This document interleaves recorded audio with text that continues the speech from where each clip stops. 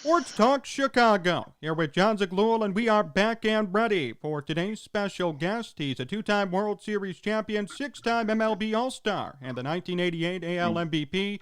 Please welcome Mr. 4040 himself, Jose Canseco, to the program. Jose, it's great to have you on. How are you? Doing great, COVID free. So that's probably a good thing in today's environment. So, what are you up to today? What's been going on since obviously the end of your baseball career and up through 2020?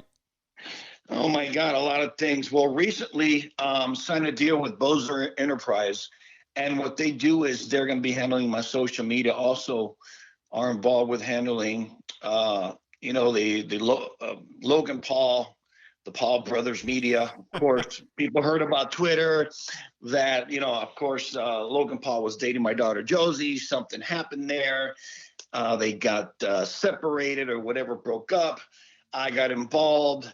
I challenged Logan Paul to a fight because I said, basically, I don't think they have the skill. So I challenged Logan Paul to a fight. All of a sudden, he says he's a Canseco basher. So I think we're going to hear something about after this Mayweather fight with Logan Paul. Social media is going to get heavy, and I'm putting myself in position to fight him after that, and just to teach a youngster a lesson.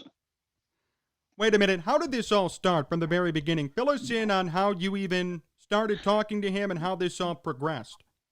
Well, he was dating my daughter Josie for a while. Of course, they were dating. They broke up. They got back together, and they broke up again. I actually met him when my daughter and Logan came down to Vegas, and we had a poker tournament at my house. We went to Top Golf. Met him there. Seemed like a very nice young kid. To me, a little bit on the arrogant side. But then all of a sudden they broke up. I can't give you the final details. They will come up eventually during the social media once we promote this. But, left me with a little bit of a bad taste in my mouth. And I kind of mentioned out there I was going to fight either one of the two brothers. And he said, well, gee, I bashed Josie, Canseco, basher, the whole combination. So I said, really? Oh, so you want to go that route? So you'll hear more about the details later on. But, we will be promoting that fight, and I will get him in the ring, and I will knock him out. Did you beat him in poker? I don't remember. I think he said I got knocked out first. I think he was the actual first person I got knocked out in the actual poker tournament. So it was kind of interesting. How much did the Jake Paul fight and the win over Nate Robinson influence your desire to fight now? They're both young kids. I don't think they're as great of fighters as they think they are. I think they're fighting guys who just aren't experienced. I mean, granted, they're pretty athletic kids. They're pretty strong. But, if I fight Logan Paul, he'll be giving up 70, 80 pounds to me. Even though I'm 56 years old, I do have some martial arts and celebrity fighting experience. So it's going to be pretty interesting. Are you at all intimidated by them? I mean, they're younger. No. They fought in more fights. Are you kidding me? Let me tell you something. I don't know if you saw that fight in Japan. I fought Hung Man Choi, 7'2", 400 pounds with a bad knee. And even though he beat me, he was a monster of a giant of a man. After fighting a guy 7'2", 400 pounds, these guys seem like shrimps to me. What's your message to the Paul brothers today if they're listening to this interview? Well, I'm sure they're going to hear about it. Just get ready. This is for real. This is not a joke. I will train. And I think what they've seen out there, I think I had one fight with Vicek and him a while back, which basically sucker punched me. I didn't train for that fight at all. And I thought it was going to be like a pity-patty type fight. And the guy's actually a Golden Gloves fighter. He's got a lot of fighting experience. He hit me so hard, almost knocked me unconscious. But I wasn't expecting that. After that, I trained and didn't lose the fight after that. So I think the main thing is be careful, because if I hit him, he's going down. So it's going to be interesting. I mean, obviously he might be faster. He's going to be younger, maybe more cardio. But I don't know if people saw one of the Rocky fights where they just tell Rocky at the end when he's fighting the young black boxer. He goes, Rocky, you have no speed. You have arthritis. Basically, your flexibility, mobility is gone. So basically, we're just going to go for total blunt force trauma. So if I get in the ring with him, I'm going to use 270 pounds. put him in a corner, and it's going to be simple: blunt force trauma, a lot of power. What motivates you for this fight? Does his relationship with your daughter have anything to do with it too? It does. It does. And it's a big, big story behind it, which people are going to find extremely fascinating. And, he says he'll take all comers. He won't turn anyone down. So hopefully he doesn't turn me down. Jose Canseco here on Sports Talk Chicago. Jose, when did you know you wanted to be a Major League Baseball player? Wow. I guess when it's funny because people don't believe this. I always wanted to be an actor. Really? Never wanted to be an athlete. Yes, always wanted to be an actor. Always dreamt about being an actor. Never wanted to be, in a way, shape, baseball player. I kind of fell into that because I didn't play any other sport well. So I liked baseball. It was a sport where you really couldn't get hurt. I remember being in high school. I was so skinny. I think I was 5'10", 155 pounds. And they wanted me to try out for the football team. I said, "Are you crazy? Those guys are going to kill me. They're going to dismember me." And my parents said, "Hell no, you're too skinny and little. Keep your ass in baseball." So I stayed in baseball. I think the first year was JV. Second year was JV. Finally, the last year, when all of the great varsity players left, finally they had no one else, so they put me in varsity. And, I guess from there, I got a lot better. Then, of course, I found PEDs. And I turned into a Superman. What was the journey like for you from being drafted in the 15th round to eventually making your debut? A lot of bus rides. I never thought I had the ability to make it to the major leagues. I remember having 15, 17-hour bus rides. And true story, you can't make this shit up. Bus caught fire one time when we were traveling. And we were sleeping on the bus, and what woke us up was these tremendous fumes. And thank God we got out. So it's like a 15-hour bus ride turned into like a 25-hour bus ride because the bus caught fire, the fumes, we had to exit the bus very quickly. And I'll tell you, a lot of bus rides from the very beginning, struggling, going from aluminum bat to a wood bat. I think I was in the minor leagues at 17, just turning 18 in the Florida State League, which is basically run by 20-something-year-old players. A lot of veteran players in there, so I never played much the first year. So I think my first year I only got 11 at-bats. So imagine that. As an 18-year-old kid, the Florida State League, then I moved to Idaho and so forth. Never really played that much. Then when I finally played, I struggled like crazy. Then, of course, in '84, my mom passed away. I went home. I dedicated my life to be. I told her, she was in her deathbed. She was already passed away in a aneurysm. She already passed away. I told her I was going to become the best baseball player in the world for her. And boom, a week later, found PEDs. I was obsessed with becoming bigger, faster, stronger. And of course, I became bigger, faster, stronger. Do you believe that you deserve to be in Cooperstown today?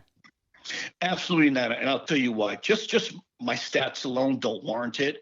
I was hurt. If people really look at my stats, I don't know how many times by the All-Star break I had close to 30 home runs, 80 RBIs. But, of course, injuries. Even though I averaged, I think, a home run every 14-something at-bats, which if I would have played 20 years would put me close to 700 home runs, I just couldn't stay injury-free. Just too many injuries, couldn't get the at-bats, couldn't play enough. And, I was lucky enough to hit 400 and whatever, 62 home runs. I actually hit with how many injuries I had. When you look at the Hall of Fame today, there are a lot of people who've gotten in based on rate stats, like you said, where you didn't play for a long time, but you had great rates when you played. Do you think you should be reconsidered based on the way the voting is going? No, I'm telling you, just my stats aren't there, especially for that era. You're looking about the PED era for about 20 years where guys are hitting, 50, 60, 70 home runs. There are guys right now obviously have 500, 600, 700 something home runs that are not in the Hall of Fame, which to me is a joke. Listen, I've always said this, and this is common sense, but I've always said this is the hypocrisy of Major League Baseball and of our country in general, meaning you either let all the players that have used PEDs in the Hall of Fame that warranted by stats, or you don't let none in. There are a few right now that I injected personally that Major League Baseball knows they use PEDs and are in the Hall of Fame. So you can't cherry pick. That's, again, the hypocrisy of Major League Baseball, which is the hypocrisy of the United States of America. Who's in the Hall of Fame who used? I'm not going to mention any more names. Okay. That's over. Sure. But, it's pretty obvious of some people I even mentioned in my book right. that I injected personally that are in the Hall of Fame. So that just goes to show you really what is the Hall of Fame. It's hypocritical voting. And it doesn't mean anything. We know Bonds as the greatest power hitter that's ever lived. Mark McGwire, one of the greatest power hitters ever lived. Roger Clemens. I mean, we acknowledge them, who they really are. And some of these players, it's ironic and funny and so hypocritical. And to me, it's disgusting in an unfathomable way that players that tested positive for PEDs are in the Hall of Fame. And players who were just kind of like maybe suspected of using PEDs are not in the Hall of Fame. Again, Major League Baseball, the most hypocritical sport on the planet. They are hypocrites beyond belief, and they know it. Do you watch baseball today? I do not. I rarely watch baseball. I'm not a couch potato. I'm always out there working out, playing softball, playing golf, bowling, moving around. I can't stand being still. And, I've always said this. I'm probably in great shape now compared to what I was before, but I'm in great shape, 6'4", about 260 pounds. And I've always said this. As a Major League Baseball player, as a player that played a major sport, we represent our sport till we die.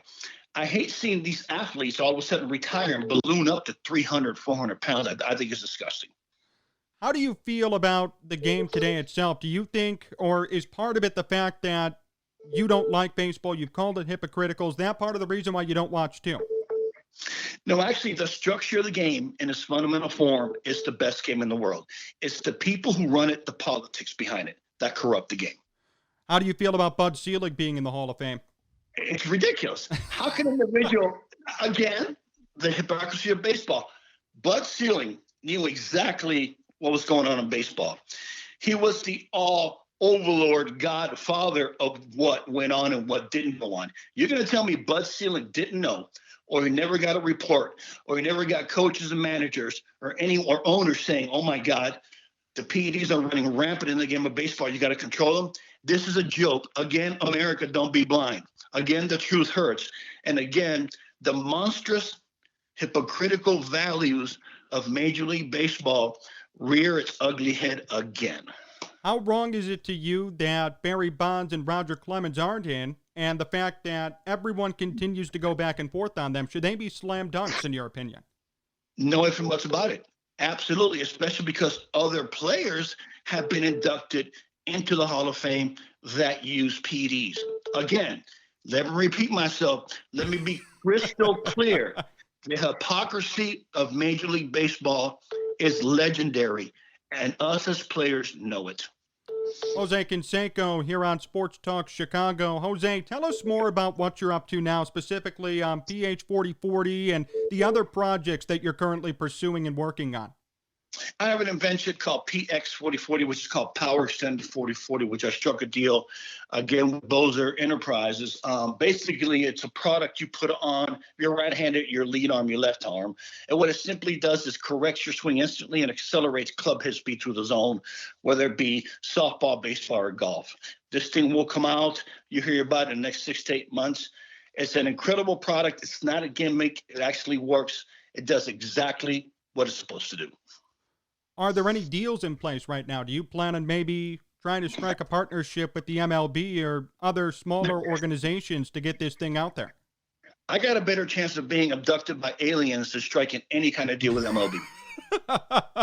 And that's a fact. The truth hurts, people. Well, how do you plan on getting the product out there then? Like, what's your target? Who are you trying to appeal to once it comes out to sell? Well, the market targets everyone, male, female, any age from like 5 to death, really. And, like I said, I just struck a deal with the Bozer Enterprise people. We're going to sit down and talk about what marketing strategy we're actually going to take. Are you a baseball legend? No. Why not? No, Why not?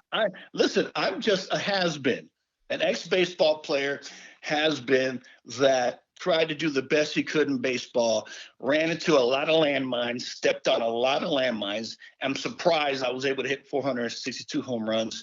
Hopefully with what I accomplished or what I didn't accomplish or the information I can give younger players, hopefully that they will benefit from that. But if I were to write a book about myself, it would, people write positive things, do this positive, do that positive. I think my book would be in reverse. I'm going to show the athletes where all the landmines are, because I stepped on every single one, and tell them, do not go this route because you're going to step on that landmine. If you go that route, you're going to step on that landmine. So just be careful, because on your way to success, there are a lot of landmines and a lot of potential failures. What's your message to those today trying to make it to the big leagues, or even people who are interested in your product and are trying to better themselves to make it to the majors? Well, I think you use every advantage you can as a younger. I think kids are starting at a younger age. Right. They're taking it more serious. The parents are taking it more serious. Scouts are now looking at kids pre-high school, believe it or not. Before it was more high school, college levels. Now they're looking at pre-high school. They're looking at your parents' genetics, your genetics in the sense of sports.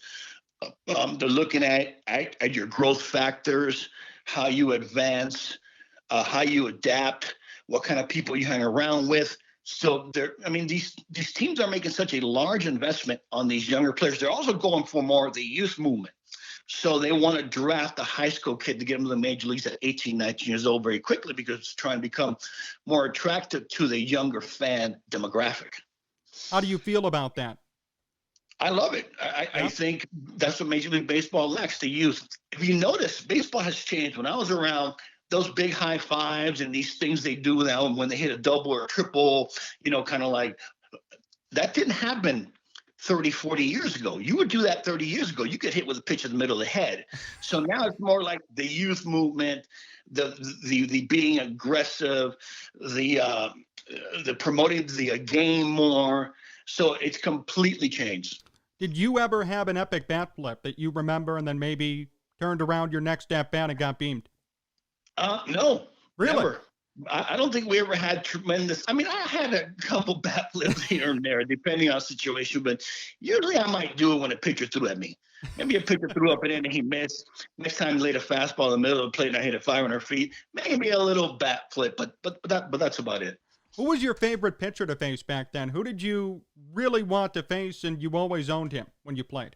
You know what's funny? So I faced Todd Stoudemire so many times, and I used to hit so many home runs off this guy, and he never liked me.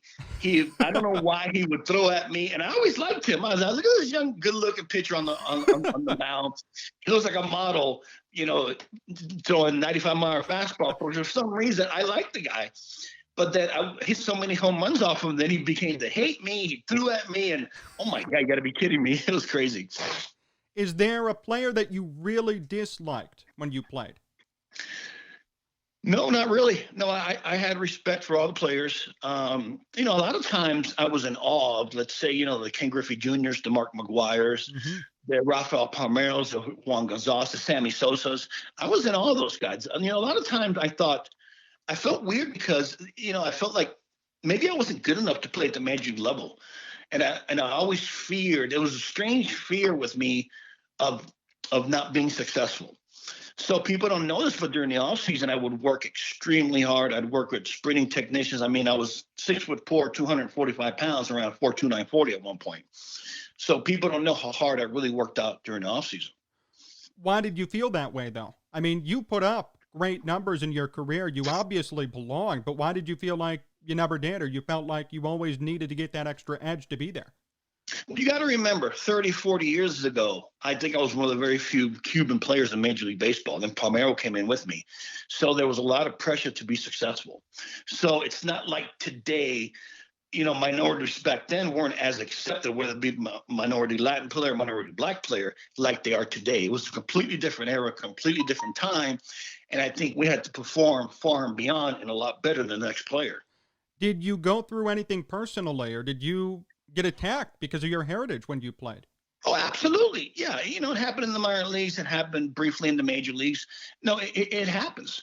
It definitely happens. For example, in the minor leagues, I think the first interview I ever did, some media, they were behind me, and they asked one of the coaches, does Jose Canseco speak English? I went, huh? Just because my name's Jose Canseco. And in the reverse, because the way I speak English, some Latin media asked a coach, does Jose Canseco speak Spanish? And I went, I speak fluent Spanish like I do English. So people were very confused about me. How did you feel about that? I mean, that must have taken an emotional toll. No, not really. I took it in stride. It was to be expected.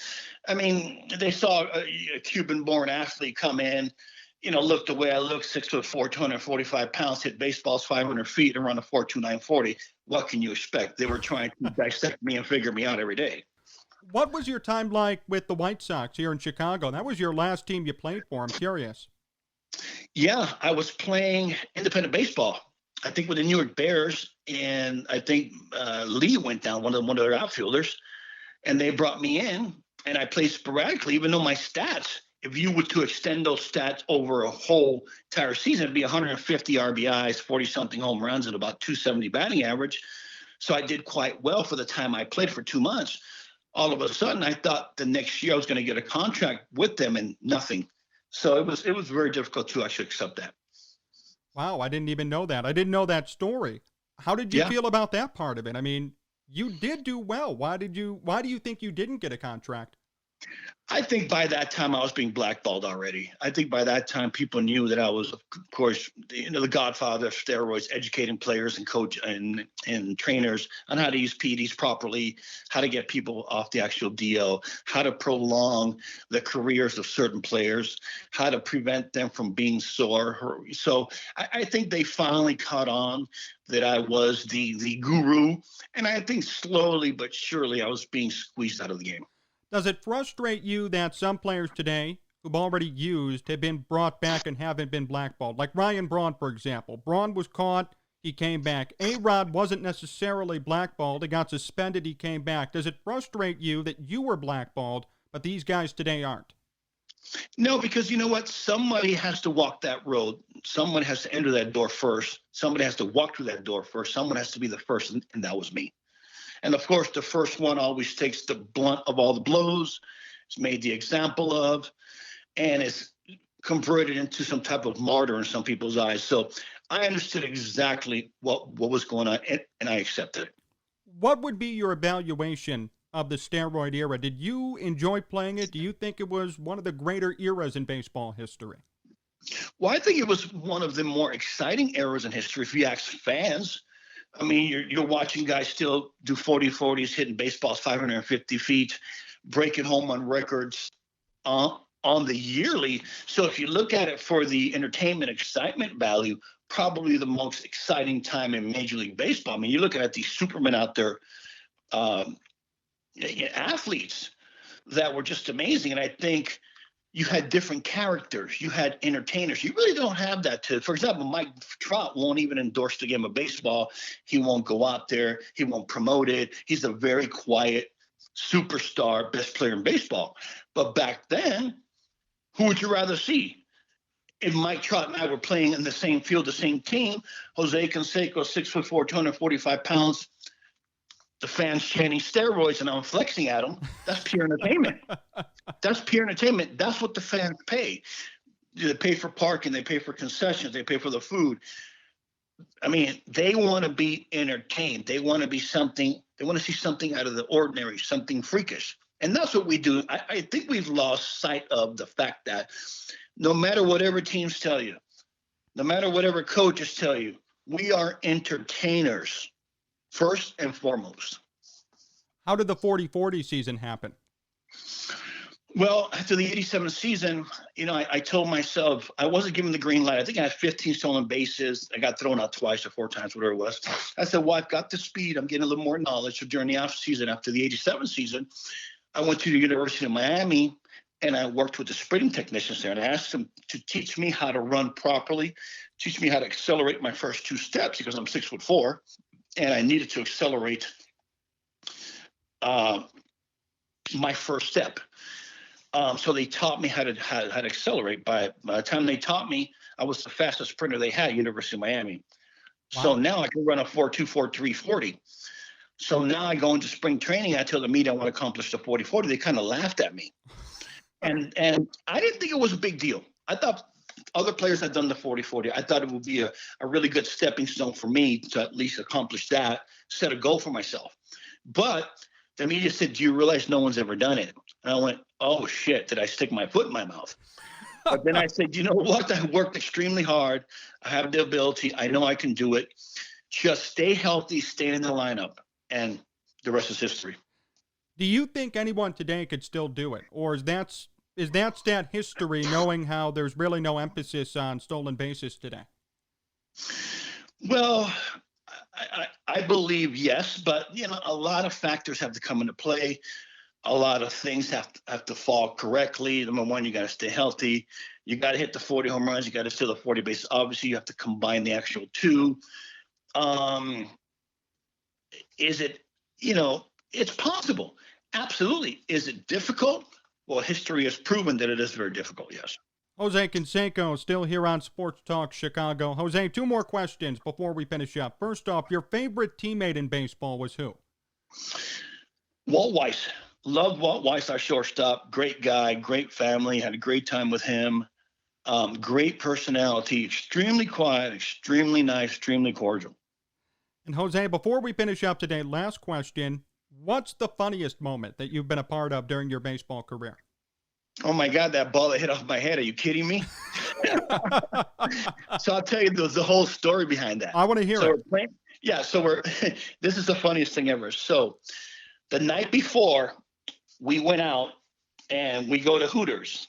That's where I met my second wife, Jessica. So I met her there. I asked her to go to the game. The next day, she's at the game. I'm playing right field. I go back.